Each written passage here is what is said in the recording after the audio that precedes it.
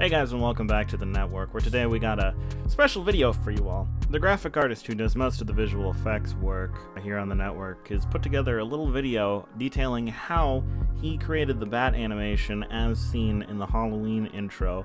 So if you enjoyed, leave a like, and head on over to David's channel to check out more videos on graphic design tips and tricks. Now, without any further ado, I'll pass the torch on to David.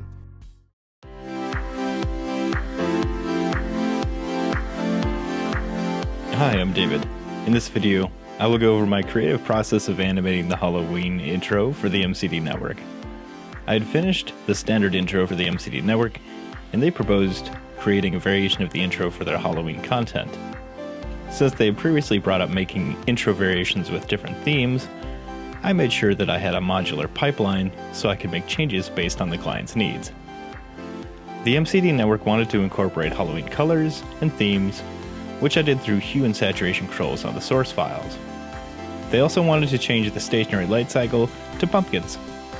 This change would be as simple as swapping the source file with the stationary light cycle with the client-approved pumpkin asset. I also suggested some artistic changes to use the moon behind the logo with bats flying past the moon, kind of like classic cartoon cliches, such as Scooby-Doo. With the outline of the client's vision established, I went to work researching the look and assets needed to create the Halloween intro.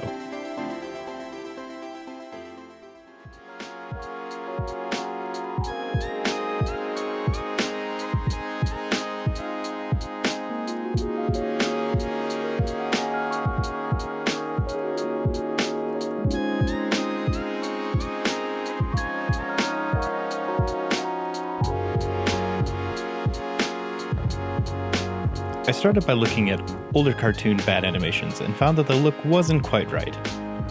Apparently, the classic cartoon bats were animated like cartoon birds with an up and down motion to their wings. Scientists with modern technology and high-speed cameras discovered that bats flap their wings differently than birds. So, a generic up-down wing animation would not look good. Now, I could pay homage to the classic but inaccurate style. I could reference the real bats for my animation.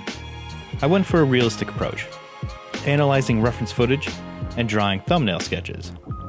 I needed an understanding of how bats move in 3D space so I could capture the look in my animation. The animation needed to loop from my motion graphics pipeline, so thumbnail sketches helped me determine the look and the keyframe poses needed to create the flight cycle. Instead of rotoscoping the reference footage, I keyed the bat splines by hand to ensure the silhouette read well in motion.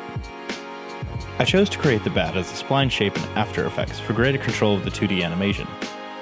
The effect can be achieved in any program, so After Effects is not always the right tool for the job. I separated the bat splines into key body parts. The wing was animated first, as it made up the bat's hands and feet driving the action. Then I animated out from the core. I had to pay close attention to the way that the bat pushes its head down and brings its feet together to push through the air.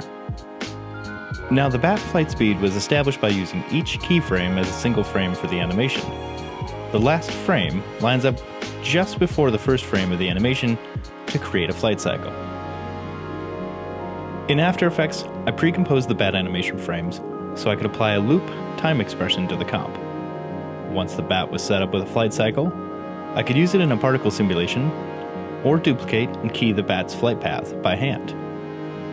The bat particle simulation works great for large swarms or background detail. And while the particle system of bats was really cool, I opted to set up a flight path across the screen using 2 keyframes. And the bat was duplicated and offset in timing and scale. I adjusted the flight path using a Bezier curve for the start and end keyframes, which created a variation of the flight path. I placed some additional bats in front of the logo in a way that did not hinder the viewer from seeing the logo. With all the bats in place, I sent a rough edit to the client for approval and made slight adjustments as needed. Overall, I had a blast creating the motion graphics for the MCD Network. If you enjoyed this video, please hit the like button and subscribe for more content.